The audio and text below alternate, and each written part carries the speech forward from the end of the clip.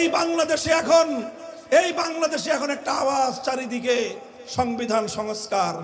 কি আওয়াজ? এই যে আমরা আল্লাহর আইনের কথা যে বললাম, এই সব আইন হয় সংবিধান দিয়ে। আমরা চাই আজ বাংলাদেশ, যে বাংলাদেশে 5ই আগস্টের বিপ্লব হয়েছে, যেই বাংলাদেশে আবু সাঈদরা অকাতরে জীবন দিয়েছে, যে বাংলাদেশের জন্য মীর মুগ্ধরা রক্ত দিয়েছে, যেই বাংলাদেশের বিপ্লবের 1 ঘন্টায় টেকনাফ থেকে তেতুলিয়া গোটা বাংলাদেশের সমস্ত মুসলিম স্থাপনা থেকে সমস্ত মূর্তি ভেঙে গুড়িয়ে দেওয়া হয়েছে, সেই বাংলাদেশের 5ই আগস্টের বিপ্লবের পর আমরা একটা জিনিস চাই, যেটা চেয়েছিল আমাদের বাপদাদারা, যেটার জন্য আমার পূর্বপুরুষরা বালাকোটের রণাঙ্গনে জীবন দিয়েছিল, আমার পূর্বপুরুষরা যেই কোরআনী শাসনের জন্য জীবন দিয়েছিলেন, আমাদের পূর্বপুরুষরা যেই কোরআনী সংবিধানের জন্য রক্ত দিয়ে শাহাদাত দিয়ে আমাদের জন্য একটা স্বাধীন মাতৃভূমির মানচিত্রকে তারা অর্জন করেছিলেন, সেই মানচিত্র আর কতকাল ব্রিটিশ প্রবর্তিত কুফরি শাসন দ্বারা, ব্রিটিশ প্রবর্তিত মানব কুফরি আইনের দ্বারা, ধর্মনিরপেক্ষতার মতো কুফরি সংবিধান দ্বারা আর কতদিন চলবে আপনারা চান? বলেন, আর কতদিন চালাতে চান? তাহলে আপনারা কি চান? বসেন, আজ বর্তমানে বাংলাদেশে ইসলামের দৃষ্টিতে, কোরআন হাদিসের দৃষ্টিতে স্পষ্ট 2টি কথা আমার। সর্বশেষ 1 নম্বর কথা হলো, এখন আমরা তো বহু আগে থেকেই বলতেছি, ভারত আমাদের উপর আগ্রাসন চালায়, ভারত আমাদের পানি আটকে রাখে, ভারত আমাদের ফেলানীদেরকে সীমান্তে গুলি করে হত্যা করে, ভারত আমাদেরকে বিনা পুঁজিতে বিনা টাকায় আমাদের বুকের উপর দিয়ে ট্রানজিট নিয়ে যায়, ভারত আমাদের দেশের উপর 15 বছর পর্যন্ত তার একটা গোলাম এবং তার দাসীকে গোটা বাংলাদেশের মানুষের বুকের উপর জোর করে ক্ষমতার মসনদে বসিয়ে রেখেছিল। এই কথা বলতে বলতে বলতে বলতে আমাদের হুজুরদের মুখে তো ফেনা উঠে গেছে। এখন আমাদের এই কথায় পানি ঢুকছে বাংলাদেশ সরকারেরও কানে। এখন এই সেদিন প্রধান উপদেষ্টা ডেকেছেন সারা দেশের সব ধর্মের লোকজনদেরকে, সব রাজনৈতিক দলদেরকে একটা কথা বলার জন্য, যে ভারতের আগ্রাসনের বিরুদ্ধে আজ বাংলাদেশের মানুষকে ঐক্যবদ্ধ হতে হবে। আমরা ওই কথার সঙ্গে একমত। ওই কথার সঙ্গে একমত কিনা আপনারা? দেশপ্রেমিক গোটা বাংলাদেশের সকল মানুষ আজকে আমরা একমত। তবে আমরা একটা কথা বলি, বিষ বৃক্ষ চিনেন? যে গাছে বিষ ছড়ায়, আপনি সেই বিষের গাছকে যদি আপনি গোড়ায় পানি ঢালেন আর ডাল ছাটেন, এতে উপকার হবে? আপনি ডাল ছাটবেন, একটা ডাল ছাটলে সেখান থেকে আরো 3টে ডাল বের হবে। এই জন্য এই বিষ বৃক্ষের বিষ থেকে মুক্তির উপায় হলো একবারে গোড়া শুদ্ধ কাটো। ভারতের আগ্রাসনের বিষ 72 সালের সংবিধানের মধ্যে ধর্মনিরপেক্ষ মতবাদের মাধ্যমে ভারত বাংলাদেশকে তার গোলামের দেশে পরিণত করে রেখেছে। ভারতীয় আগ্রাসন থেকে মুক্তি চাইলে, ভারতীয় আগ্রাসন থেকে বাংলাদেশ যদি সত্যিকার অর্থে আত্মমর্যাদা নিয়ে মাথা উঁচু করে দাঁড়াতে চায়, ভারতীয় ধর্মনিরপেক্ষ মতবাদ বাংলার সংবিধান থেকে বঙ্গোপসাগরে ভাসায় দাও।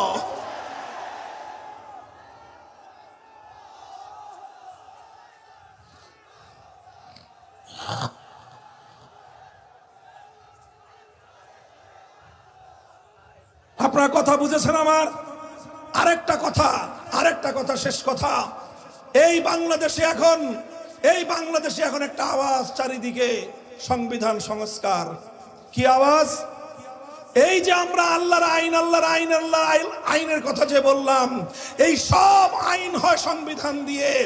আমরা চাই আজ বাংলাদেশ, যে বাংলাদেশে 5ই আগস্টের বিপ্লব হয়েছে, যেই বাংলাদেশে আবু সাঈদরা অকাতরে জীবন দিয়েছে, যে বাংলাদেশের জন্য মীর মুগ্ধরা রক্ত দিয়েছে, যেই বাংলাদেশের বিপ্লবের 1 ঘন্টায় টেকনাফ থেকে তেতুলিয়া গোটা বাংলাদেশের সমস্ত মুসলিম স্থাপনা থেকে সমস্ত মূর্তি ভেঙে গুড়িয়ে দেওয়া হয়েছে, সেই বাংলাদেশের 5ই আগস্টের বিপ্লবের পর আমরা একটা জিনিস চাই, সেটা যেটা চেয়েছিল আমাদের বাপদাদারা, যেটার জন্য আমার পূর্বপুরুষরা বালাকোটের রণাঙ্গনে জীবন দিয়েছিল, যেটার জন্য 1857 সালে সামেলির রণাঙ্গনে আমাদের পূর্বপুরুষরা জীবন দিয়েছিল, যেটার জন্য 1947 সালে অসংখ্য মা বোন, অসংখ্য পিতা মাতা তারা তাদের সম্ভ্রম হারিয়েছে, তাদের সম্পদ হারিয়েছে, কলিজার টুকরা সন্তান হারিয়েছে, অনেক কিছু হারিয়ে মুসলমানদের জন্য আলাদা ভূখণ্ড পেয়েছিলাম।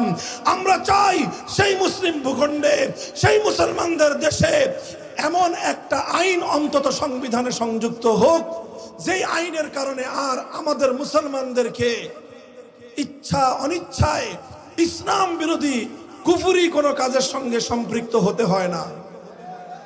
কথা বলেন, প্রয়োজন আছে না নাই?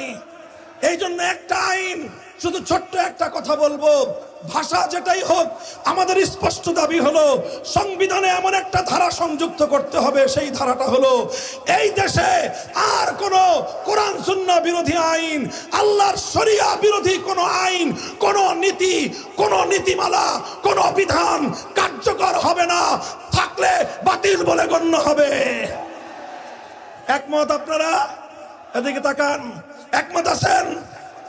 কাজী আমরা বর্তমান কর্ণধারদেরকে বলতে চাই, এদেশের মানুষের শত বছরের হৃদয়ের আকাঙ্ক্ষা পূরণ করুন। কথা বলেন ঠিক না বেঠিক?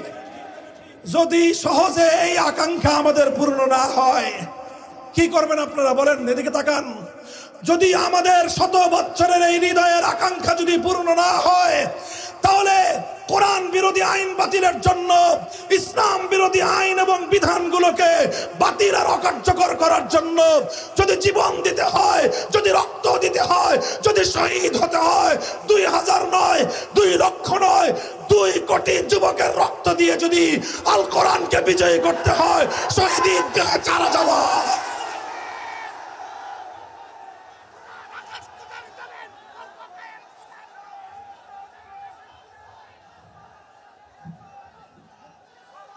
তৈরি থাকবেন তো ইনশাল্লাহ? দেখা হবে রাজপথে, শহীদের ঈদগাহে মিলিত হব। আমার এই পবিত্র মাতৃভূমিকে আজ হোক কাল হোক আল কোরআনের বাংলাদেশ গড়েই আমরা ক্ষান্ত হব। হয়তো খেলাফত, হয়তো খেলাফত, হয়তো খেলাফত। প্রস্তুত হও।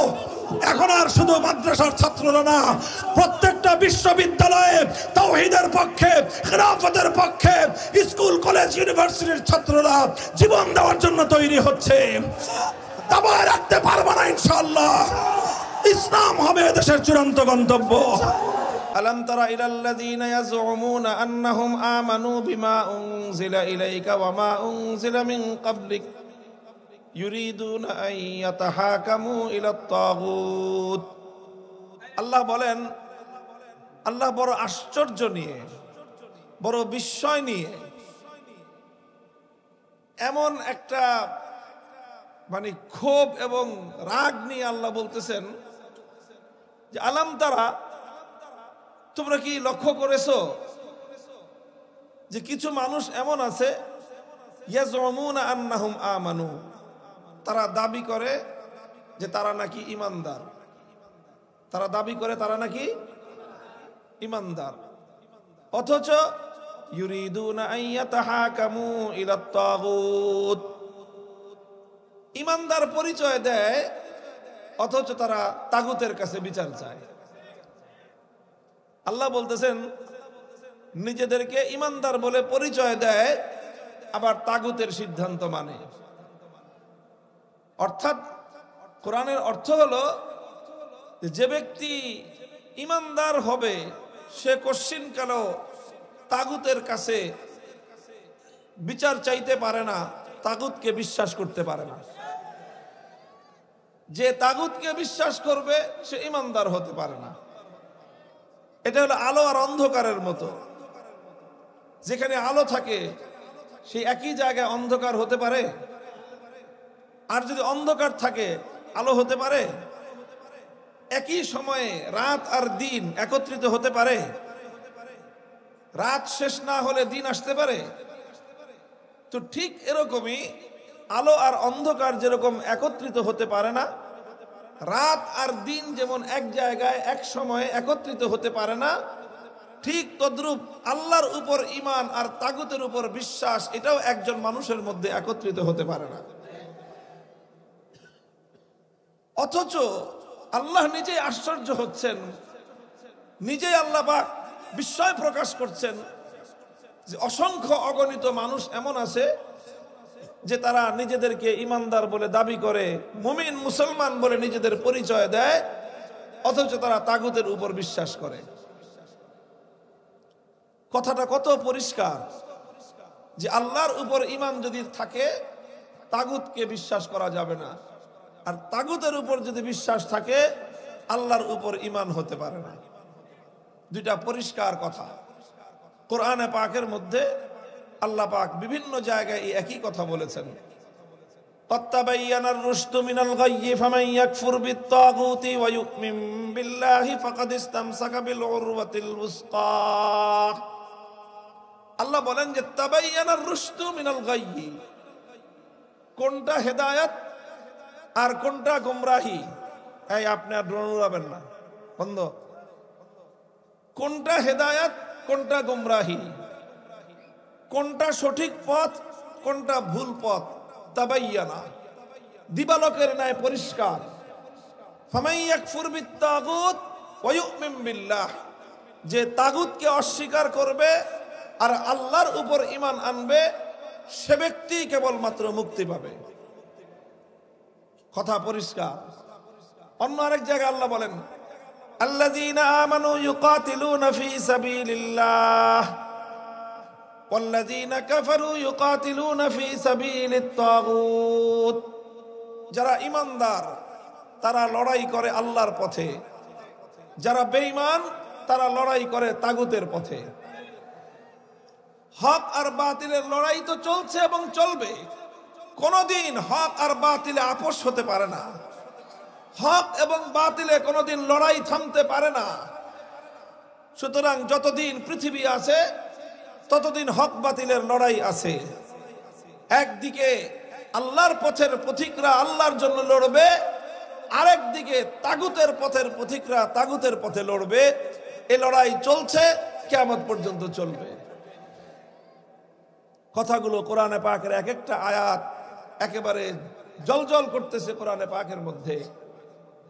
আপনারা হয়তো এতক্ষণ পর্যন্ত আমার কথা শুনে মনে করতেছেন যে তাগুতটা কি জিনিস। এটাই তো কথা। এই তাগুতের পরিচয় দেওয়া লাগবে আপনাদের কাছে, কারণ তাগুতের পরিচয় না জানা থাকার কারণে অসংখ্য অগণিত মানুষ এই ঝামেলার মধ্যে পড়ে আছে যে তারা আল্লাহর উপরেও নিজেদেরকে ঈমানদার বলে তারা পরিচয় দেয়, আবার তারা তাগুতের ফান্দে আটকা পড়ে আছে। অথচ একজন ব্যক্তি আল্লাহর উপর ঈমান থাকলে তাগুতের উপর তার বিশ্বাস থাকতে পারে না। কোরআনে পাকের অসংখ্য আয়াতের মধ্যে আল্লাহ পাক রব্বুল আলামিন এই তাগুত শব্দটি ব্যবহার করেছেন। এই জন্য কাদিমান ওয়া হাদিসান, সর্বযুগেই যারা কোরআনে পাক নিয়ে আলোচনা করেছেন, তাফসীর করেছেন, তারা তাগুতের সংজ্ঞা এবং তার পরিচয় দিয়েছেন, মা হুয়া তাগুত। তো তারা সমস্ত মুফাসসিরিনগণ তাগুতের যেই পরিচয় দিয়েছেন সেটার সারমর্ম যদি আমি আমার সহজ ভাষায় বলতে চাই, তাহলে আমি আপনাদেরকে একটু একটা অতিরিক্ত একটা কথা আগে বলে তারপরে আমি তার পরিচয়টা বোঝাচ্ছি। আপনারা গায়রুল্লাহ বুঝেন? কে কে বুঝেন হাত উঠান তো। সবাই উঠান নাই? হ্যাঁ ঠিক আছে, বসেন, নামা হাত নামান। গায়রুল্লাহ মানে হলো এই মহাবিশ্বের মধ্যে আল্লাহ কয়জন? এক আল্লাহ ছাড়া বাকি যা কিছু আছে সব হলো গায়রুল্লাহ। আল্লাহ ছাড়া যা আছে সব কি? এবার হাত তুলেন কে কে গায়রুল্লাহ বুঝছেন? পুরা মজমা, মাশাআল্লাহ, বসেন, হাত নামান। তো গায়রুল্লাহ তো বোঝা গেল। গায়রুল্লাহ কি? গায়রুল্লাহ মানে কি? আল্লাহ ছাড়া। গায়রুল্লাহ মানে আল্লাহ ছাড়া যা আছে সব কি? আসমান কি, জমিন কি, মানুষ কি, জিন ফেরেশতা সব কি, নবী ওলি দরবেশ যা আছে সব কি? সব গায়রুল্লাহ একদিকে, আর আমার আল্লাহ শুধু একা। তো বোঝা গেল গায়রুল্লাহ। এবার বুঝেন তাগুত কি জিনিস। তাগুত হলো যে কোন গায়রুল্লাহকে যদি আল্লাহর জায়গায় বসানো হয়, কোন গায়রুল্লাহকে যদি আল্লাহর জায়গায় বসানো হয়, তাহলে সেই গায়রুল্লাহকে বলা হয় তাগুত। অর্থাৎ যেটা আল্লাহর জায়গা, যেটা আল্লাহর আসন, যেটা আল্লাহর জন্য নির্ধারিত, সেই আল্লাহর জন্য নির্ধারিত আসনে যদি কোনো গায়রুল্লাহকে বসানো হয়, তাহলে সেই গায়রুল্লাহকেই বলা হয় তাগুত। বুঝতে পেরেছেন? দৃষ্টান্ত দিয়ে বোঝাই। যেমন ধরেন, এই মহাবিশ্বের মধ্যে ইবাদতের মালিক কয়জন? ইবাদতের উপযুক্ত কয়জন? কে?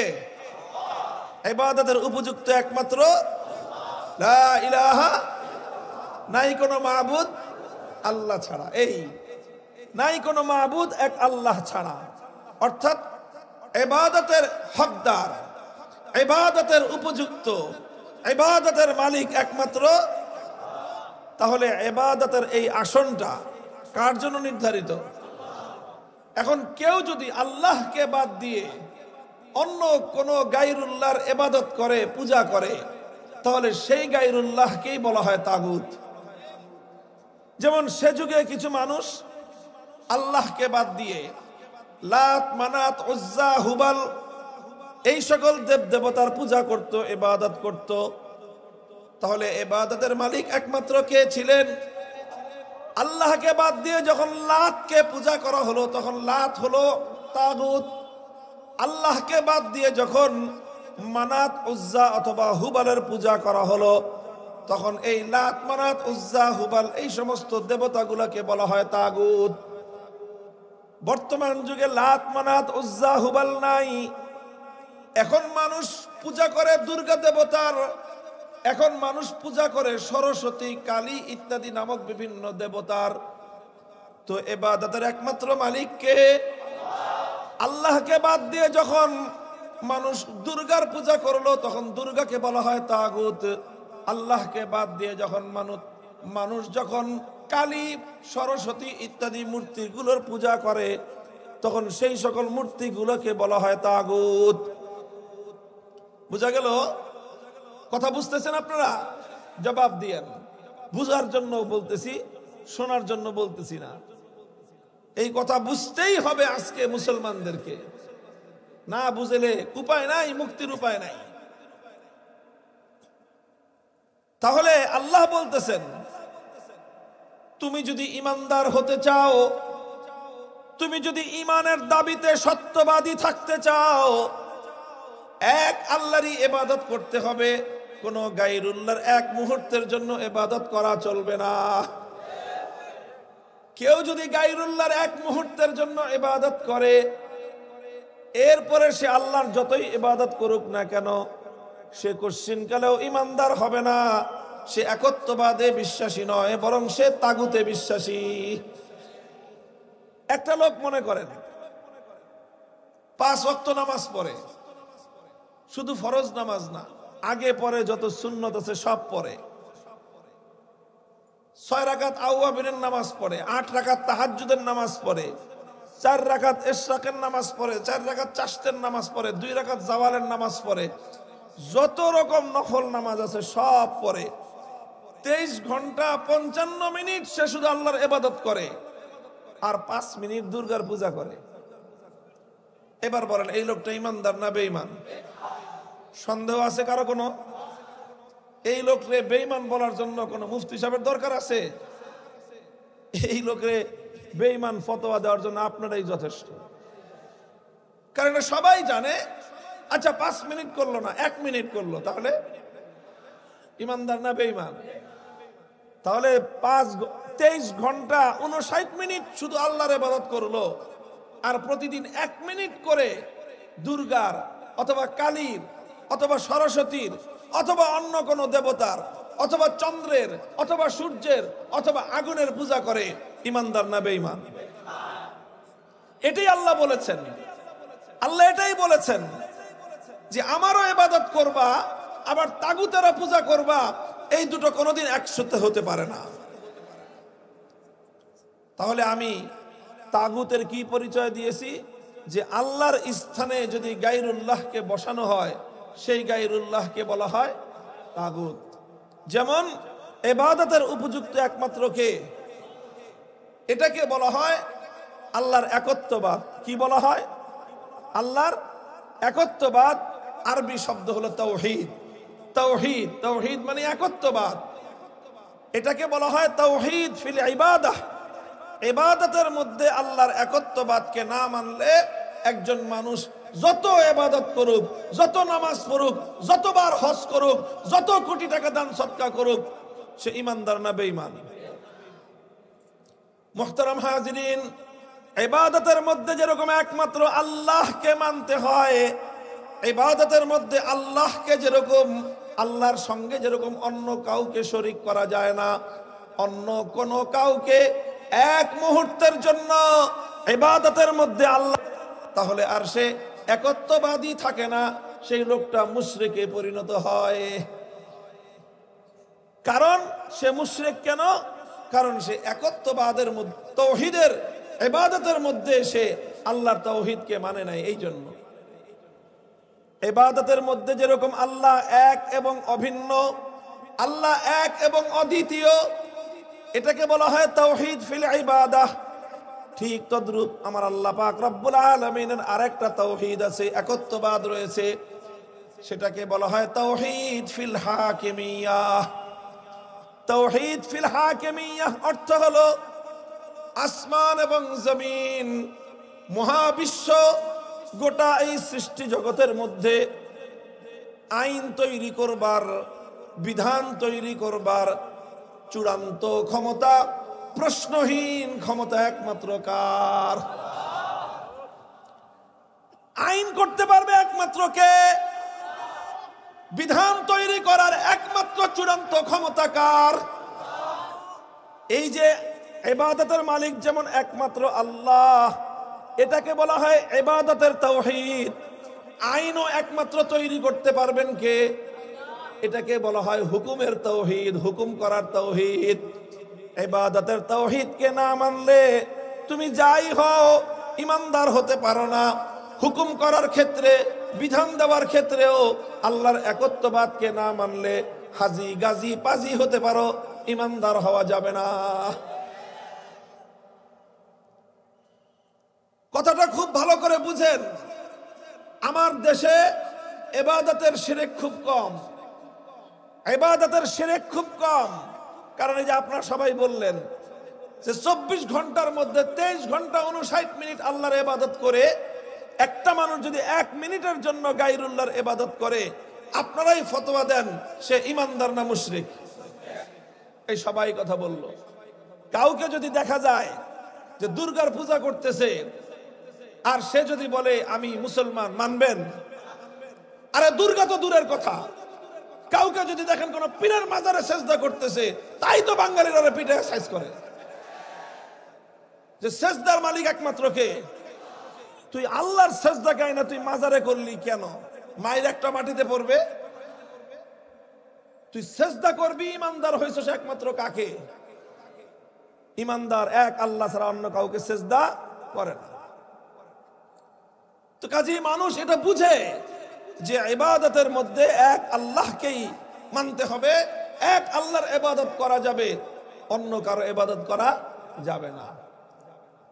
অথচ দুঃখজনক বিষয় হলো এই, এক আল্লাহকে মাবুদ না মেনে গায়রুল্লাহর ইবাদত করলে যেরকম একজন মানুষের ঈমান ঠিক থাকে না, ঠিক তদ্রূপ এক আল্লাহর আইন না মেনে আল্লাহর আইনের জায়গায় কোনো গায়রুল্লাহর আইনকে বিশ্বাস করলেও একজন মানুষের ঈমান থাকে না। মুহতারাম হাজিরিন, এখন কেউ বলতে পারেন যে তাহলে মানুষ কি কোনো আইন করতে পারবে না? মানুষ কোনো বিধান দিতে পারবে না? এই প্রশ্নের জবাব হলো হ্যাঁ, মানুষ আইন করতে পারবে, বিধান দিতে পারবে একটা শর্তে। কয় শর্তে? জোরে বলেন, কয় শর্তে? এক শর্তে।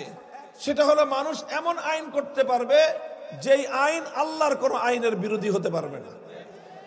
মানুষ বিধান দিতে পারবে, তবে মানুষ আল্লাহর বিধানের বিরুদ্ধে কোনো বিধান দিতে পারবে না। যদি কোনো মানুষ আল্লাহর কোনো আইনের বিরুদ্ধে কোনো আইন করে সঙ্গে সঙ্গে সে তাগুত হয়ে যায়। কোনো মানুষ যদি আল্লাহর কোনো বিধানের বিরুদ্ধে কোনো বিধান তৈরি করে সঙ্গে সঙ্গে সে তাগুতে পরিণত হয়।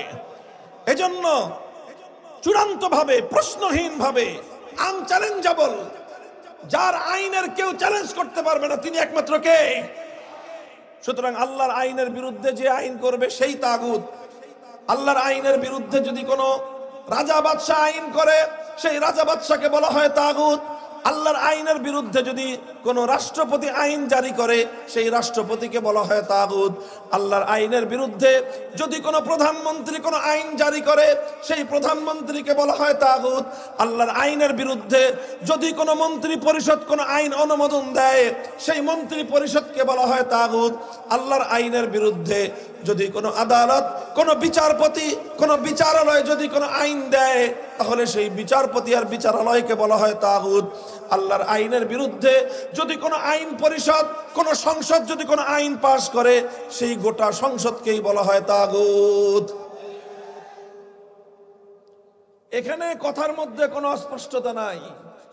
সংসদ আইন পাশ করতে পারবে, কিন্তু আল্লাহর বিরুদ্ধে আইন পাশ করবার কোনো অধিকার কোনো মাখলুকের নাই। যেই মাখলুক আল্লাহর বিরুদ্ধে আইন পাশ করবে সেই মাখলুক হলো তাগুত।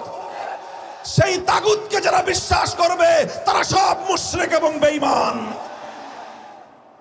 মুহতারাম হাজিরিন, আইন করবেন চূড়ান্তভাবে একমাত্র কে? যারা এক আল্লাহর আইন মানবে তাদেরকে বলা হয় একত্ববাদী ঈমানদার। আল্লাহর আইনের বিরুদ্ধে যারা আইন করবে তাদেরকে বলা হয় তাগুত। তাগুতের আইন যারা মানবে তাদেরকে বলা হয় মুশরিক। মুহতারাম হাজিরিন, এইবার যদি আপনারা তালাশ করেন আপনাদের সমাজে এই ঈমান এবং এই যে তাওহীদ এবং তাগুতের যে পরিচয় আমি দিলাম, এই পরিচয়ের ম্যাগনিফাইং গ্লাস দিয়ে, এই পরিচয়ের যদি আপনি এই পরিচয়ের গ্লাস দিয়ে, ম্যাগনিফাইং গ্লাস দিয়ে, দূরবীন দিয়ে যদি আপনি খুঁজেন আপনার সমাজে অসংখ্য অগণিত হাজি পাবেন বেঈমান। হজ করলে মানুষ ইমানদার হইলে আবু জাহাল আপনার চেয়ে আমার চেয়ে কয়েক গুণ বেশি হজ করেছিল। কমপক্ষে না হলে 50 বার হজ করছে সে জীবনে। এই আবু জাহেল্লা 50 বার হজ করার পরেও ইমানদার না বেঈমান?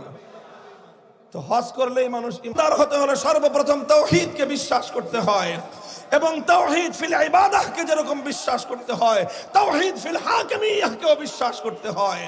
তাওহীদ ফিল ইবাদাহ, ইবাদতের একত্ববাদকে না মানলে একজন মানুষ যেরকম একত্ববাদী বিশ্বাসী ইমানদার থাকতে পারে না, আইন তৈরি করবার ক্ষেত্রেও আল্লাহর তাওহীদ ফিল হাকিমিয়াহকে না মানলে একজন মানুষ ইমানদার এবং বিশ্বাসী থাকতে পারে না, সে মুশরিক এবং তাগুতে পরিণত হয়।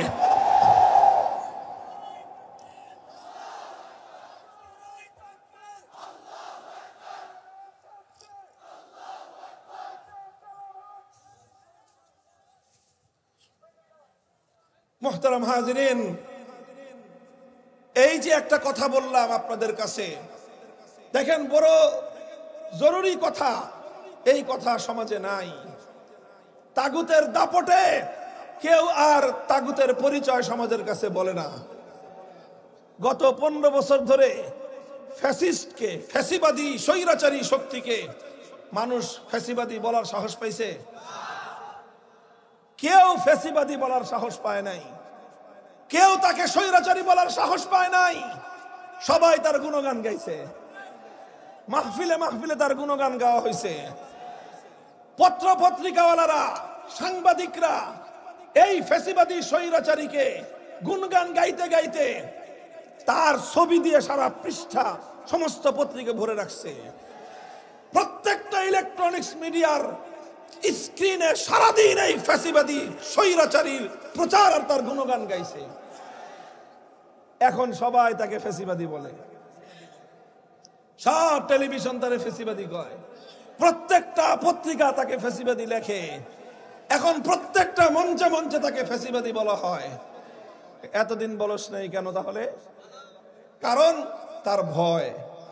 কি কারণে বলে নাই? তার ভয়ে, তার প্রভাবের কারণে বলে নাই। ঠিক আজ আমি আপনাদের সামনে যে কথা বললাম, এই সমাজকে তাগুত গ্রাস করে নিয়েছে। এই জন্য এই সমাজ তাগুতের পরিচয় তুলে ধরে না। আমাদেরকে সাহস করতে হবে, হিম্মত করতে হবে, সমাজ থেকে তাগুতের শেকড় শুদ্ধ উপড়ে ফেলতে হবে।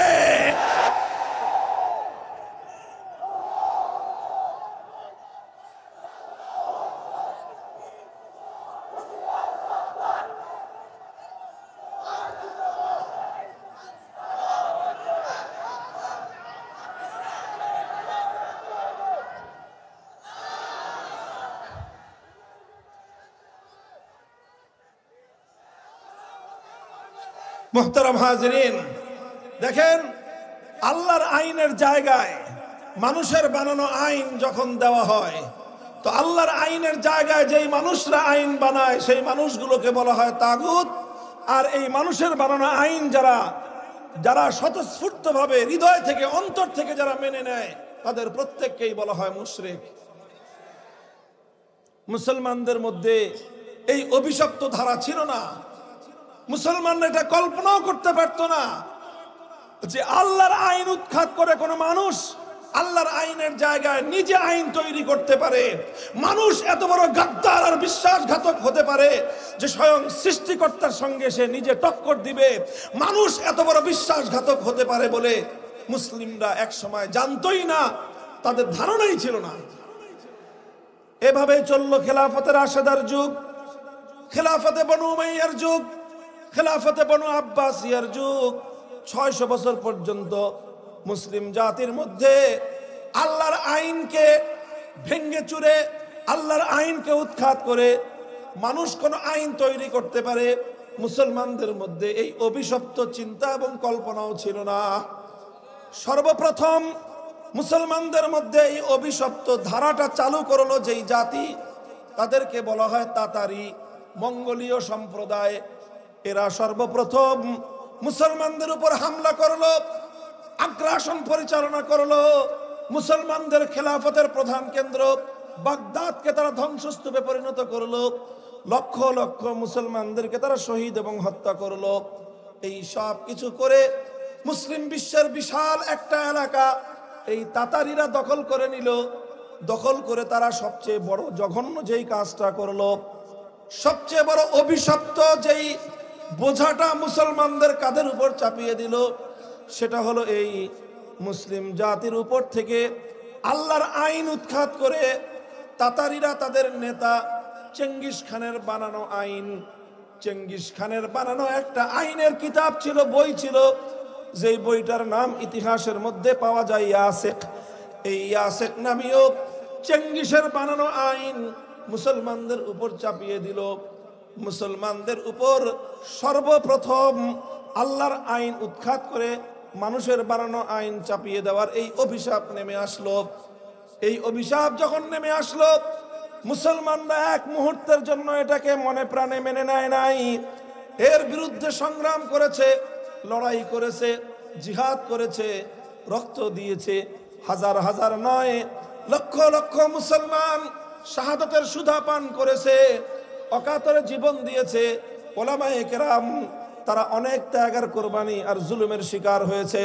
শাইখুল ইসলাম ইবনে তাইমিয়া রাহমাতুল্লাহি আলাইহি 6 বার কারাগারে বন্দী হয়েছেন।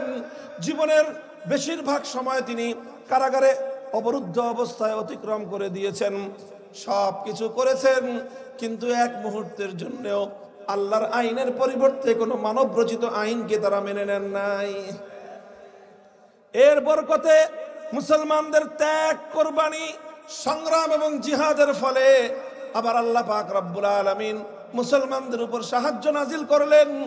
তাতারিরা পরাস্ত হলো, অধিকাংশ তাতারি পালিয়ে গেল, কেউ নিহত হলো, আর অনেক তাতারি ইসলাম গ্রহণ করে হেদায়েতের পথে চলে আসলো। আর মুসলিম বিশ্বের উপর থেকে আল্লাহর আইনের পরিবর্তে অভিশপ্ত মানব রচিত আইন উৎখাত হয়ে আবার আমার আল্লাহর রহমতের আইন মুসলিম জাতির উপর ফিরে আসলো। এরপরে চললো আবার শত শত বছর সালতানাতে ওসমানিয়া, খেলাফতে ওসমানিয়া। দীর্ঘ শতাব্দীর পর শতাব্দী পর্যন্ত প্রায় অর্ধেকটা পৃথিবী তারা শাসন করেছে। আইন ছিল কার? জোরে বলেন, আইন ছিল কার? এই গোটা ভারতবর্ষে মোগল সাম্রাজ্যরা তারা রাষ্ট্র শাসন করেছে, তারা জনগণকে শাসন করেছে, কিন্তু আইন ছিল কার? একমাত্র আইন ছিল আল্লাহর। মুসলিম বিশ্বের মধ্যে আল্লাহর আইনের পরিবর্তে গায়রুল্লাহর আইন চাপিয়ে দেওয়ার এই অভিশপ্ত ধারা মুসলমানদের মধ্যে ছিল না। আস্তে আস্তে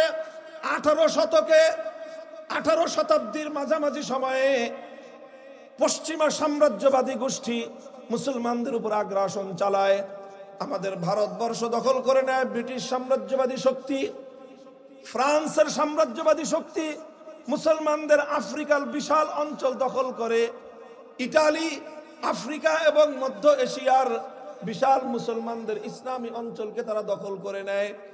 এভাবে মুসলিম বিশ্ব তারা প্রায় সবটাই সাম্রাজ্যবাদী পশ্চিমা খ্রিস্টীয় এই সকল সাম্রাজ্যবাদের আগ্রাসনের শিকার হয়। এইটা তারা করে সবচেয়ে বড় ক্ষতি মুসলমানদের যেটা করেছিল, মুসলমানদের মানচিত্র কেড়ে নিয়েছে, এটা বড় নয়। মুসলমানদের স্বাধীনতা কেড়ে নিয়েছে, শুধু এটা নয়, বরং মুসলিম জাতির উপর সবচেয়ে বড় অভিশপ্ত যেই ধারাটা তারা চালু করে দিয়েছিল, সেটা হলো এই মুসলমানদের জাতির উপর থেকে আল্লাহর আইনকে উৎখাত করে ব্রিটিশ সাম্রাজ্যবাদ তার ব্রিটিশ প্রবর্তিত আইন মুসলমানদের উপর চাপিয়ে দেয়। এটা 1857 সাল। 1757 সালে ব্রিটিশরা এদেশ দখল করা শুরু করে। এইভাবে চলতে চলতে গোটা ভারতবর্ষ, যেটা একসময় মুসলমানদের অধীনে ছিল, সেই ভারতবর্ষ চলে যায় ব্রিটিশের অধীনে। আর যেখানে আল্লাহর আইন ছিল, আল্লাহর আইন উৎখাত হয়ে ব্রিটিশের আইন চালু হয়ে যায়। যখন ব্রিটিশ তার আইন এভাবে চালু করে দেয়, তখন 1803 সালে এই ভারত উপমহাদেশের একজন সিংহ শার্দুল, একজন বাঘের বাচ্চা, যুগের শ্রেষ্ঠ আলেম শাহ আব্দুল আজিজ মুহাদ্দিস দেহলভী রহমতুল্লাহ আলাইহি, তিনি একটা ফতোয়া জারি করেন। কি জারি করেন? একটা ফতোয়া জারি করেন। তার সেই ফতোয়াটা ছিল এই, যে এখানে মুসলমানরা যতই সংখ্যায় থাকুক, মুসলমানরা সংখ্যায় যত থাকুক, মুসলমানরা যতই নামাজ পড়তে পারুক, যতই হজ করতে পারুক, ব্রিটিশরা এই দেশ থেকে হজে যাওয়ার জন্য জাহাজের ব্যবস্থা করত, মুসলমানদেরকে জাহাজে হজে পাঠাতো, সব ছিল, মুসলমানরা নামাজ পড়তে পারতো, হজ করতে পারতো। শাহ আব্দুল আজিজ বললেন, মুসলমান আছে, নামাজ আছে, ইবাদত আছে, সব ঠিক আছে, শুধু একটা জিনিস নাই, জমিন কার? এখানে আল্লাহর আইন নাই, আল্লাহর আইনের জায়গায় ব্রিটিশের আইন আছে। সুতরাং তিনি বললেন যে দারুল ইসলাম, ইসলামের দেশ ওই দেশকে বলা হয় যে দেশে শুধু মুসলমান থাকে না, বরং যে দেশে আইন চলে কার? যেই দেশে আইন চলে আল্লাহর, সেই দেশটাকে বলা হয় দারুল ইসলাম। সেই দেশে মুসলমান কম থাকুক বা বেশি থাকুক, মুসলমান 10% থাকতে পারে, 20% থাকতে পারে, 40-50% থাকতে পারে, কিন্তু আইন যেখানে চলে আল্লাহর, সেই দেশটাকে বলা হয় ইসলামের দেশ। আর যে দেশে মুসলমান যতই থাকুক, মুসলমান 50%, 60%, 80%, 90% থাকতে পারে, কিন্তু সেখানে আইন যদি না হয় আল্লাহর, সেখানে আইন যদি আল্লাহর না হয়ে গায়রুল্লাহর আইন হয়, সে দেশকে ইসলামের দেশ বলা হয় না, সেই দেশটাকে বলা হয় দারুল হারব, অর্থাৎ সেটা শত্রু কবলিত দেশ। আর সেই শত্রুর কবল থেকে মানব রচিত আইনকে উৎখাত করে আবার আল্লাহর আইন বাস্তবায়ন করার জন্য সে দেশে জিহাদ করা প্রত্যেক মুসলমানের জন্য ফরজে আইন। এই ফতোয়া দিলেন শাহ আব্দুল আজিজ রহমতুল্লাহ আলাইহি 1803 সালে। মুসলমানরা জিহাদের প্রস্তুতি নিল। কেন? যে ব্রিটিশের আইন উৎখাত করে আবার আল্লাহর আইন ফিরিয়ে আনতে হবে, এজন্য মুসলমানরা প্রস্তুতি নিল। 1831 সালে বালাকোটের জিহাদ হলো, শহীদ হলেন সৈয়দ আহমদ রহমতুল্লাহ আলাইহি। 1857 সালে শামিলির জিহাদ হলো, শহীদ হলো হাফেজ জামিন শহীদ রহমতুল্লাহ আলাইহি।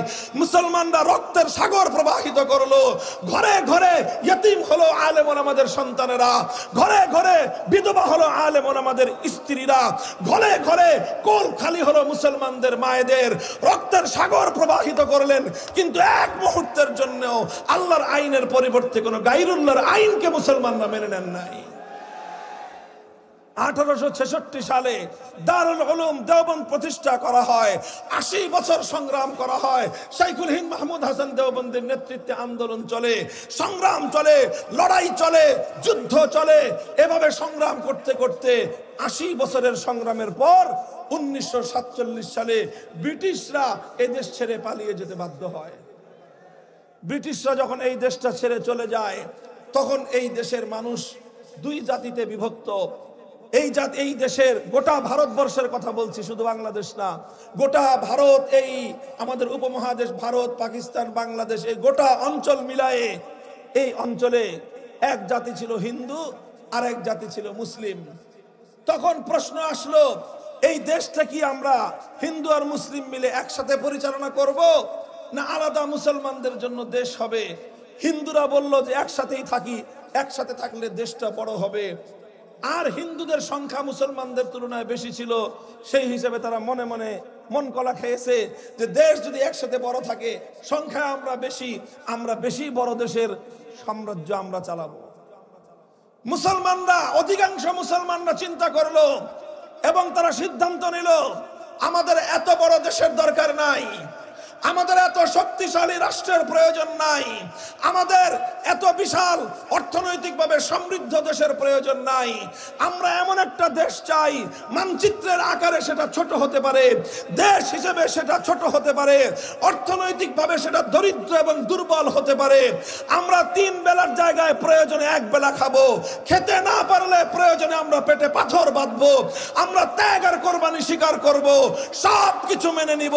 কিন্তু আমরা এমন একটা ভূখণ্ড চাই, যেই ভূখণ্ডের আইন হবে আল্লাহর, সংবিধান হবে আল কোরআনের।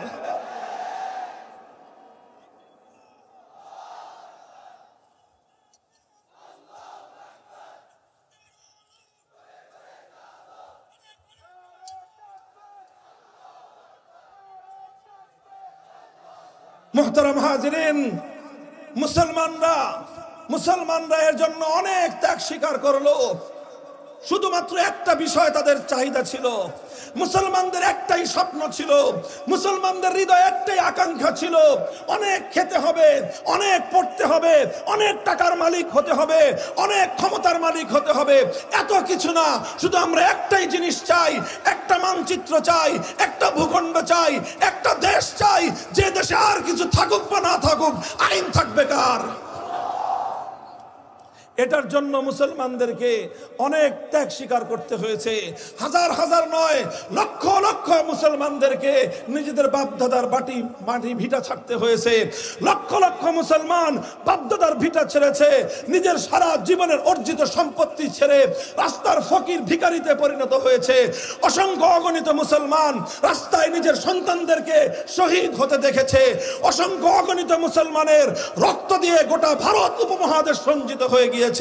মুসলমানরা জীবন দিতে রাজি হয়েছে, শাহাদাত বরণ করতে রাজি হয়েছে, সন্তান হারাতে রাজি হয়েছে, সম্পদ হারাতে রাজি হয়েছে, দেশ হারাতে রাজি হয়েছে। কিন্তু মুসলমানরা একটা ভূখণ্ড চেয়েছিল, যেই ভূখণ্ডে আইন হবে আল্লাহর, সংবিধান হবে আল কোরআন। সবচেয়ে বড় গৌরবের কথা আমাদের জন্য, এবং সবচেয়ে বড় হৃদয় বিদারক কথা, মর্মান্তিক কথা আমাদের জন্য, সেটা হলো এই আল কোরআনের সমাজ গড়বার জন্য, আল্লাহর আইনের একটা রাষ্ট্র এবং দেশ গঠন করার জন্য ভারত উপমহাদেশের অনেক মুসলমানরাই ত্যাগ স্বীকার করেছে। সেই পাঞ্জাবের মুসলমানরা রক্ত দিয়েছে, সেই সীমান্ত প্রদেশের মুসলমানরা রক্ত দিয়েছে, সেই বেলুচিস্তানের মুসলমানরা ত্যাগ স্বীকার করেছে। লাহোর থেকে করাচি পর্যন্ত অনেক মুসলমান অনেক ত্যাগ আর কোরবানি স্বীকার করেছে। তবে ইতিহাস সাক্ষী, গোটা ভারতবর্ষে সবচেয়ে বেশি ত্যাগ আর কোরবানি যা জাতি স্বীকার করেছে, সবচেয়ে বেশি ত্যাগ এবং কোরবানির নজরানা যে জাতি পেশ করেছে, সে জাতির নাম হলো বাংলাদেশের মুসলিম জাতি। পাঞ্জাব এবং পশ্চিম পাকিস্তানি খান পাঠানরা ইসলামী রাষ্ট্রের জন্য অত রক্ত দেয় নাই, আমার বাংলার মুসলমানরা ইসলামী রাষ্ট্রের জন্য যত রক্ত দিয়েছে। আমার বাপদাদারা, আপনার বাপদাদারা, এটা তো আসমান থেকে নেমে এসে কেউ রক্ত দেয় নাই। আসমান থেকে নেমে এসে কেউ জীবন দেয় নাই, জীবন দিয়েছে আপনার বাবা, জীবন দিয়েছে আপনার দাদা, আমার দাদা বাপ দাদা, আমাদের পূর্বপুরুষরাই এই জমিনে ছিল এবং তারাই আল্লাহর জমিনে ইসলামী হুকুমত বাস্তবায়ন করার জন্য এই ত্যাগ আর কোরবানিগুলো স্বীকার করেছে। হে মুসলমান, দুঃখ আর আফসোস লাগে, যেই দাদা আল্লাহর দ্বীনের জন্য, কোরআনের জন্য জীবন দিয়ে গেছে, আর তার নাতি আজকে আল্লাহর কোরআনকে উৎখাত করার জন্য ধর্মনিরপেক্ষতার রাজনীতি করো। লজ্জা থাকা দরকার তোমার, লজ্জা থাকা দরকার তোমাদের। তোমার বাবা রক্ত দিয়েছিল আল্লাহর কোরআনের জন্য, আর তুমি রাজনীতি করে আব্রাহাম লিঙ্কনের আদর্শের। তোমার পূর্বপুরুষরা রক্ত দিয়েছিল নবী মুহাম্মদ আরবির আদর্শের জন্য, আর তুমি রাজনীতি করো কার্ল মার্কস, মাও সেতুং আর লেনিনের জন্য। কচু গাছে দলায় গলায় দড়ি দে। মুসলমানদের জন্য এর চেয়ে দুঃখজনক, এর চেয়ে অপমান এবং লাঞ্ছনার কিছুই হতে পারে না। আমাদের পূর্বপুরুষরাই রক্ত দিয়েছিল। আমাদের বাড়ির পাশে ছিল কলকাতা, এই কলকাতাকে আমরা লাথি মেরেছি, দিল্লিকে আমরা 14 তালাক দিয়েছি।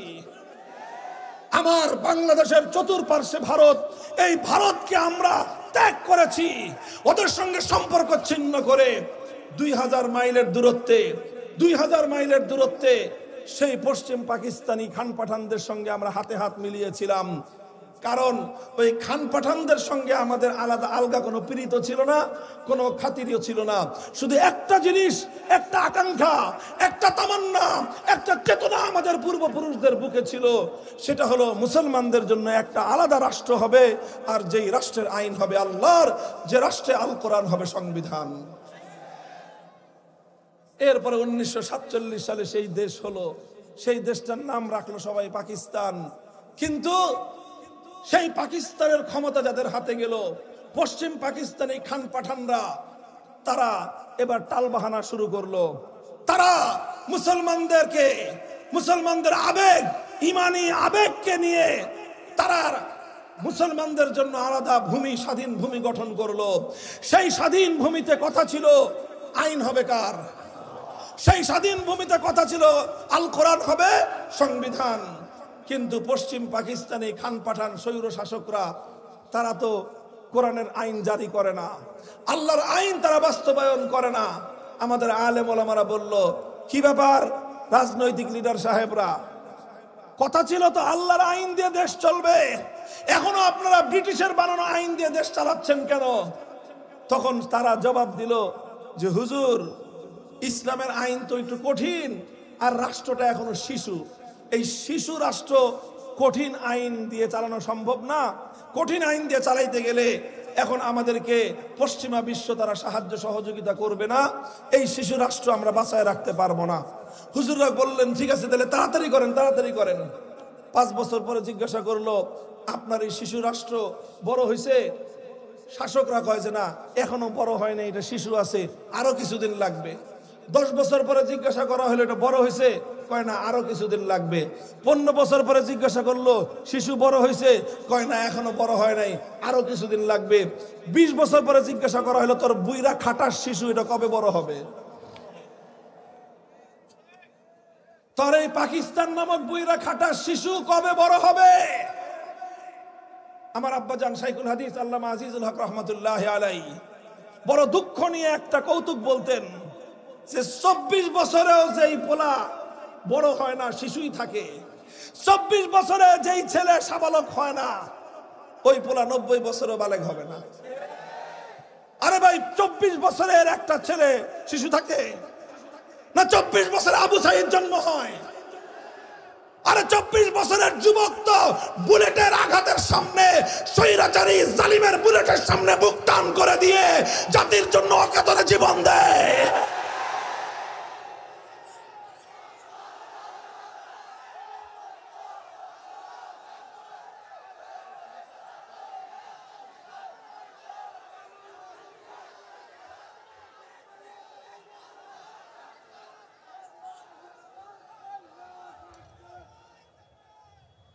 চব্বিশ বছর হয়ে গেল, পাকিস্তান নামক এই খাটাস এই পোলার কি হয় না? আরে কি হয় না? বড় হয় না। কয় হুজুর, কোরআনের আইন দিতে আরো সময় লাগবে। হুজুররা বললেন যে যেই পোলা 24 বছরও সাবালক হয় নাই, এইরকম অকর্মণ্য পোলা আমাদের প্রয়োজন নাই, ভেঙ্গে টুকরো করে দাও পাকিস্তান। এদেশের মানুষ স্বাধিকারের আন্দোলন করার জন্য, স্বাধিকারের জন্য তারা মাঠে নামলো। সেই সময় একজন নেতা, যিনি 1947 সালে মুসলিম লীগ করতেন, 1947 সালে তিনিও জাতির সঙ্গে ওয়াদা করেছিলেন যে দেশে যদি মুসলমানদের আলাদা রাষ্ট্র হয় কোরআনের শাসন হবে। সেই নেতা 70 সালে এসে বললেন যে আপনারা আমাকে ভোট দেন, আপনারা ভোট দিলে আপনি কি করবেন? তিনি ওয়াদা করলেন, প্রতিশ্রুতি দিলেন যে আমি পাশ করলে, আমার দল ক্ষমতায় গেলে কোরআন সুন্নাহ বিরোধী কোনো আইন করব না। জানতে চান সেই নেতার নাম? সেই নেতার নাম শেখ মুজিবুর রহমান। তিনি তার জীবনে 2টা পুণ্যময় কাজ করেছিলেন বড় বড়। একটা হলো 1947 সালে মুসলমানদের জন্য আল্লাহর কোরআনের আইন দ্বারা শাসিত একটা দেশ গঠন করার জন্য মুসলিম লীগ করেছিলেন। আরেকটা জীবনের সবচেয়ে মহৎ এবং নেক কাজ করেছিলেন, 1970 সালে তিনি ওয়াদা করেছিলেন নৌকা মার্কায় ভোট দাও, আওয়ামী লীগ ক্ষমতায় গেলে আমরা কোরআন সুন্নাহ বিরোধী কোনো আইন করব না। আপনাদের বিশ্বাস হইতেছে কথাটা? এটা ইতিহাসে জ্বলন্ত আছে। বাংলাদেশের স্বাধীনতার দলিল পড়েন, 1970 সালে আওয়ামী লীগের যে নির্বাচনী ইশতেহার ছিল সেখানে স্পষ্ট ভাষায় এই অঙ্গীকার করা হয়েছে কোরআন সুন্নাহ বিরোধী আইন করা হবে না। মানুষ সিল মারলো, জনমের মারা বাক্স ভরে উপচায় পড়লো সিল। নিরঙ্কুশ সংখ্যাগরিষ্ঠতা তিনি পেলেন, কিন্তু পশ্চিম পাকিস্তানিরা ক্ষমতা হস্তান্তর না করে 25শে মার্চ বাংলাদেশের মানুষের উপর ভয়াল কালো রাতে নির্বিচারে হত্যাযজ্ঞ চালালো।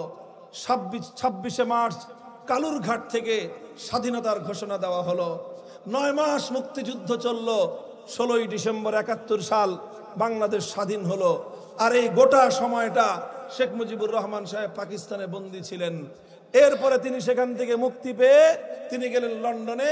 এরপরে ওনার সঙ্গে ভারতের প্রধানমন্ত্রী তৎকালীন শ্রীমতী ইন্দিরা গান্ধীর যোগাযোগ হলো। ইন্দিরা গান্ধী শেখ মুজিবুর রহমান সাহেবকে বলে দিলেন বাংলাদেশে যাও, যে সে দেশে কেমনে দেশ চালাইবা জানো? কেমনে? আমি যেমনে বলে দিব। শুধু তাই, এটা ইতিহাসের কথা, আমার মুখের কথা নয়। তিনি একটা চিরকুট একটা কাগজের মধ্যে 4টা মূলনীতি লিখে দিলেন, যেই 4টা মূলনীতি ভারতের সংবিধানের মূলনীতি। বলে দিলেন ভারতে যেভাবে সংবিধান, সেই ভারতের ইন্ডিয়ার মতো সংবিধান তুমি বাংলাদেশে রচনা করবা। তিনি আসলেন 72 সালে সংবিধান তৈরি করলেন, যেই সংবিধানের মধ্যে 70-এর জাতীয় নির্বাচনের আগে তিনি জাতির সঙ্গে যে অঙ্গীকার করেছিলেন, যেই ওয়াদা করেছিলেন, সেই ওয়াদা ভঙ্গ করে সেই ভারতের মতো করে ইসলাম বিরোধী, ইমান বিরোধী, ধর্মনিরপেক্ষতা, কুফরি মতবাদ সহ ধর্মনিরপেক্ষতাবাদ, জাতীয়তাবাদ, গণতন্ত্র এবং সমাজতন্ত্রের মতো কয়েকটা কুফরি মূলনীতির ভিত্তিতে তিনি বাংলাদেশের সংবিধান তৈরি করলেন।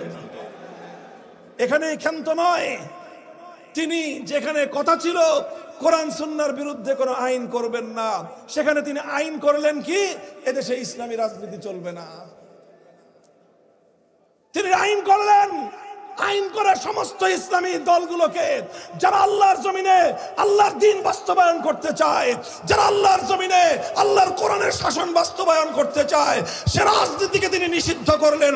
আর এর মাধ্যমে 70 সালে যে নেক কাজটা করেছিলেন, ভালো কাজটা করেছিলেন, ওয়াদা করেছিলেন, সেই ওয়াদার সঙ্গে স্পষ্ট বিশ্বাসঘাতকতা, গাদ্দারি করলেন।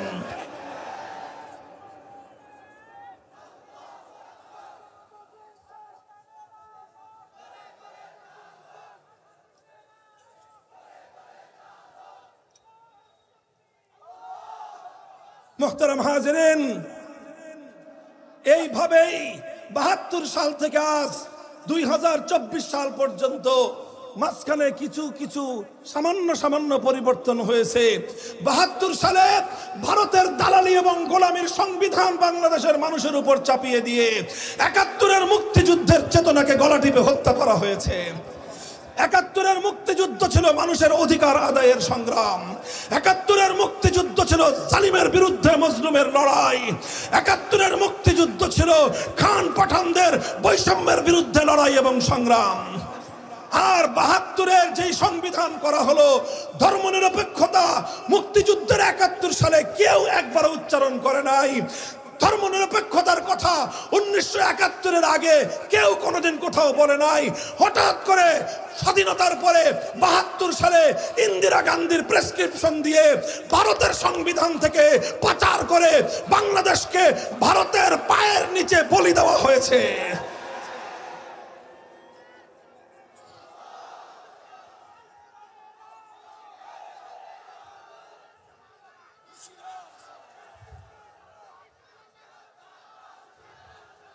মোহতারাম হাজিরিন, কথা শুনেন, কথা শুনেন। আপনারা কেউ মনে করতে পারেন যে হুজুর এই রাজনীতির পেঁচাল পারতেছেন কে? শুনে রাখেন, এটা শুধু রাজনীতি না, এটা এমন এক কথা, এই কথার সঙ্গে এই বাংলাদেশের 18 কোটি ইমানদারের ইমানের সম্পর্ক। এই কুফরি সংবিধান যদি আপনারা পরিবর্তন করতে না পারেন, যতই নামাজ হজ রোজা যাই করেন, কিছু না কিছু জায়গায় গিয়ে বাধ্য হয়ে আপনাদেরকে ইসলাম বিরোধী কাজ করতেই হয়। বলবেন হুজুর শুধু আমাদের করতে হয়? না না, এই হুজুরদেরও করতে হয়। কারণ আমরা সবাই সংবিধানের অধীনে থাকি। আমরা সবাই সংবিধানের অধীনে থাকি। সংবিধানের অধীনে থাকার কারণে আমাদের অধিকার নষ্ট হলে, আমরা কোথাও কোনো অন্যায়ের শিকার হলে আমাদেরকে আদালতে মামলা করতে হয়। অথচ ইসলাম বলেছে, আল কোরআন বলেছে যে আল্লাহর আইন ছাড়া কোন মানুষের বানানো আইনের কাছে বিচার চাইলে সে তাগুত এবং সে কাফেরে পরিণত হয়। অথচ আমাদেরকে প্রতিদিন এই ব্রিটিশের বানানো আইনের দ্বারা পরিচালিত আদালতে যেতে হয়। কথা বলেন, আদালতে আমরা বাধ্য হয়ে যাই, এই জন্য মুশরিক হয়ে যাই নাই। শুনেন, কথাটা বুঝেন, বাধ্য হয়ে আদালতে যান, এই জন্য আপনার ঈমান ঠিক আছে। কিন্তু কেউ যদি বাধ্য না হয়ে অযথাই মানব রচিত আইনের কাছে বিচার চায়, স্পষ্ট ফতোয়া, সে বেঈমানে পরিণত হয়েছে, সে মুরতাদ হয়ে গিয়েছে। কারণ সে আল্লাহর আইন বাদ দিয়ে সে বাধ্য না হয়েও মানব রচিত আইনের কাছে সে বিচার চেয়েছে। এবার বলেন, আমাদের যারা আমরা 5 ওয়াক্ত নামাজ পড়ি, আমরাও কি পরিপূর্ণ ঈমান নিয়ে থাকতে পারতেছি? যদি মন্ত্রী হয় কেউ, আরে ভাই, বর্তমানে তো আমাদের বাংলাদেশের একজন নাম করা আলেম, বাংলাদেশের আলেমদের মাথার মুকুট, বর্তমান ধর্ম উপদেষ্টা আল্লামা আফম খালিদ সাহেব, জবরদস্ত আলেম। তিনি একজন মুহাদ্দিস, বর্তমান সময়ে বাংলাদেশের অন্যতম প্রাচীন মাদ্রাসা জিরি মাদ্রাসায় হাদিস পড়ান। এত বড় একজন মুহাদ্দিস, তিনি মন্ত্রী হয়েছেন। উপদেষ্টা মানে মন্ত্রী হয়ে ওনাকে মরা মানুষের বেদির উপর ওনাকেও ফুলের তোড়া দিতে হয়েছে। কারণ এটা সাংবিধানিক বাধ্যবাধকতা। অথচ মরা মানুষের বেদির উপর কোন ফুল দেওয়া, এটা ইসলাম ধর্ম মতে সম্পূর্ণরূপে হারাম। এই হারাম কাজটা ওনাকে করতে হয়েছে। যারা সংসদে যায়, সংসদ সদস্য নির্বাচিত হয়ে যারা সংসদে যায়, তাদেরকে এমন শপথ বাক্য পাঠ করতে হয় যেই শপথ বাক্য পাঠ করলে একজন মানুষের ঈমান ক্ষতিগ্রস্ত হয়। কিন্তু এটাও করতে হয় কারণ আমরা এই সংবিধানের অধীনে আছি। কথাটা বুঝতে পারছেন? আচ্ছা, মনে করেন আপনারা এখন যত মানুষ এই শামিয়ানার নিচে আছেন, এই শামিয়ানার উপরে মনে করেন যদি নীল রংটা যা আছে, একটু পানি পড়লেই যদি এই নীল রংটা গলে গলে পড়ে, আর এখন যদি আসমানের উপর থেকে বৃষ্টি হয়, তাহলে আপনারা যত মানুষ আছেন ইচ্ছায় অনিচ্ছায় এই শামিয়ানার রং থেকে, এই ময়লা থেকে আপনারা কেউ মুক্তি পাবেন? কারণ আমরা তো শামিয়ানার নিচে, আমরা দেশে আছি। আর আমাদের দেশের সংবিধানটা কুফরি সংবিধান হওয়ার কারণে আমি, আপনি, ইমাম সাহেব, মুসল্লি সাহেব, যা আছে, হাজি গাজী, হজরত, হুজুর, পীর সাহেব, কেবলা, যা আছে সব সহ কোথাও না কোথাও আমাদেরকে ইচ্ছায় হোক অনিচ্ছায় হোক, বাধ্য হয়ে হোক, আমাদেরকে ইসলাম বিরোধী অনেক কাজ করতে হয়। আমি আপনাদের কাছে জিজ্ঞাসা করতে চাই, আমার পূর্বপুরুষরা যেই কোরআনী শাসনের জন্য জীবন দিয়েছিলেন, আমাদের পূর্বপুরুষরা যেই কোরআনী সংবিধানের জন্য রক্ত দিয়ে শাহাদাত দিয়ে আমাদের জন্য একটা স্বাধীন মাতৃভূমির মানচিত্রকে তারা অর্জন করেছিলেন, সেই মানচিত্র আর কতকাল ব্রিটিশ প্রবর্তিত কুফরি শাসন দ্বারা, ব্রিটিশ প্রবর্তিত মানব রচিত কুফরি আইনের দ্বারা, ধর্মনিরপেক্ষতার মতো কুফরি সংবিধান দ্বারা আর কতদিন চলবে আপনারা চান? বলেন, আর কতদিন চালাতে চান? তাহলে আপনারা কি চান? বসেন, আজ বর্তমানে এই বাংলাদেশে ইসলামের দৃষ্টিতে, কোরআন হাদিসের দৃষ্টিতে স্পষ্ট দুটি কথা আমার সর্বশেষ। এক নম্বর কথা হলো, এখন আমরা তো বহু আগে থেকেই বলতেছি, ভারত আমাদের উপর আগ্রাসন চালায়, ভারত আমাদের পানি আটকে রাখে, ভারত আমাদের ফেলানীদেরকে সীমান্তে গুলি করে হত্যা করে, ভারত আমাদেরকে বিনা পুঁজিতে বিনা টাকায় আমাদের বুকের উপর দিয়ে ট্রানজিট নিয়ে যায়, ভারত আমাদের দেশের উপর 15 বছর পর্যন্ত তার একটা গোলাম এবং তার দাসীকে গোটা বাংলাদেশের মানুষের বুকের উপর জোর করে ক্ষমতার মসনদে বসিয়ে রেখেছিল। এই কথা বলতে বলতে বলতে বলতে আমাদের হুজুরদের মুখে তো ফেনা উঠে গেছে। এখন আমাদের এই কথায় পানি ঢুকছে বাংলাদেশ সরকারেরও কানে। এখন এই সেদিন প্রধান উপদেষ্টা ডেকেছেন সারা দেশের সব ধর্মের লোকজনদেরকে, সব রাজনৈতিক দলদেরকে একটা কথা বলার জন্য যে ভারতের আগ্রাসনের বিরুদ্ধে আজ বাংলাদেশের মানুষকে ঐক্যবদ্ধ হতে হবে। আমরা ওই কথার সঙ্গে একমত। ওই কথার সঙ্গে একমত কিনা আপনারা? দেশপ্রেমিক গোটা বাংলাদেশের সকল মানুষ আজকে আমরা একমত। তবে আমরা একটা কথা বলি, বিষ বৃক্ষ চিনেন? যে গাছে বিষ ছড়ায়, আপনি সেই বিষের গাছকে যদি আপনি গোড়ায় পানি ঢালেন আর ডাল ছাটেন, এতে উপকার হবে? আপনি ডাল ছাটবেন, একটা ডাল ছাটলে সেখান থেকে আরো 3টে ডাল বের হবে। এই জন্য এই বিষ বৃক্ষের বিষ থেকে মুক্তির উপায় হলো একবারে গোড়া শুদ্ধ কাটো। ভারতের আগ্রাসনের বিষ 72 সালের সংবিধানের মধ্যে ধর্মনিরপেক্ষ মতবাদের মাধ্যমে ভারত বাংলাদেশকে তার গোলামের দেশে পরিণত করে রেখেছে। ভারতীয় আগ্রাসন থেকে মুক্তি চাইলে, ভারতীয় আগ্রাসন থেকে বাংলাদেশ যদি সত্যিকার অর্থে আত্মমর্যাদা নিয়ে মাথা উঁচু করে দাঁড়াতে চায়, ভারতীয় ধর্মনিরপেক্ষ মতবাদ বাংলার সংবিধান থেকে বঙ্গোপসাগরে ভাসায় দাও।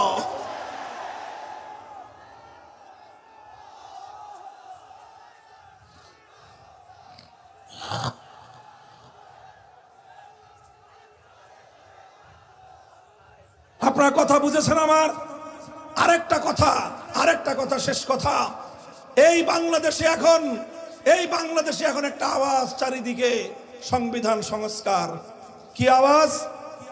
এই যে আমরা আল্লাহর আইনের কথা যে বললাম, এই সব আইন হয় সংবিধান দিয়ে।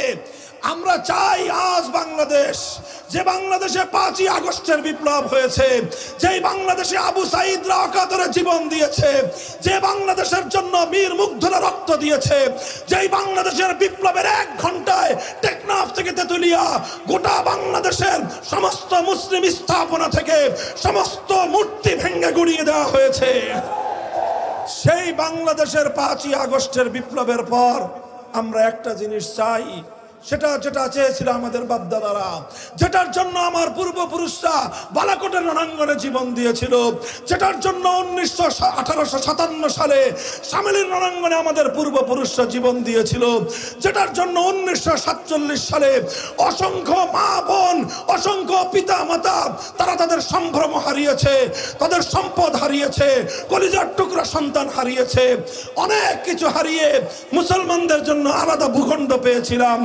আমরা চাই সেই মুসলিম ভূখণ্ডে, সেই মুসলমানদের দেশে এমন একটা আইন অন্তত সংবিধানে সংযুক্ত হোক, যেই আইনের কারণে আর আমাদের মুসলমানদেরকে ইচ্ছা অনিচ্ছায় ইসলাম বিরোধী কুফরি কোনো কাজের সঙ্গে সম্পৃক্ত হতে হয় না।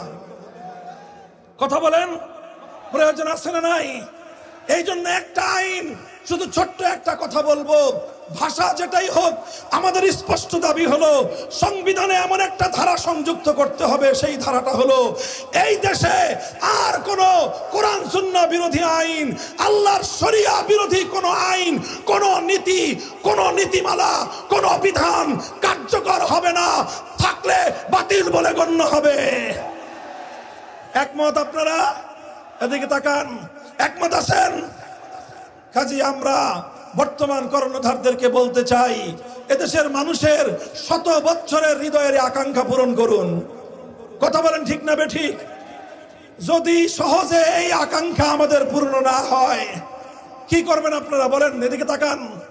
যদি আমাদের শত বছরের এই হৃদয়ের আকাঙ্ক্ষা যদি পূর্ণ না হয়, তাহলে কোরআন বিরোধী আইন বাতিলের জন্য, ইসলাম বিরোধী আইন এবং বিধানগুলোকে বাতিল আর অকার্যকর করার জন্য যদি জীবন দিতে হয়, যদি রক্ত দিতে হয়, যদি শহীদ হতে হয়, 2000 নয়, 2 লক্ষ নয়, 2 কোটি যুবকের রক্ত দিয়ে যদি আল কোরআনকে বিজয়ী করতে হয়, শহীদ ঈদগাহে চারা যাওয়া।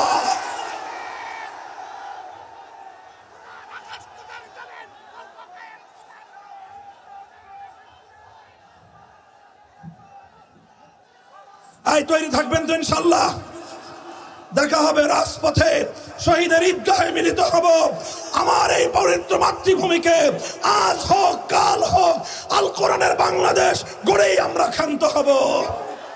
হয়তো খেলাফত, হয়তো খেলাফত, হয়তো খেলাফত প্রস্তুত হও। এখন আর শুধু মাদ্রাসার ছাত্ররা না, প্রত্যেকটা বিশ্ববিদ্যালয়ে তাওহীদের পক্ষে, খেলাফতের পক্ষে স্কুল কলেজ ইউনিভার্সিটির ছাত্ররা জীবন দেওয়ার জন্য তৈরি হচ্ছে। দাবায় রাখতে পারবে না ইনশাআল্লাহ। ইসলাম হবে দেশের চূড়ান্ত গন্তব্য। নাসরুম মিনাল্লাহি ওয়া ফাতহুন করিব ওয়া আখিরু দাওয়ানা আলহামদুলিল্লাহি রাব্বিল আলামিন। আসসালামু আলাইকুম ওয়া রাহমাতুল্লাহ।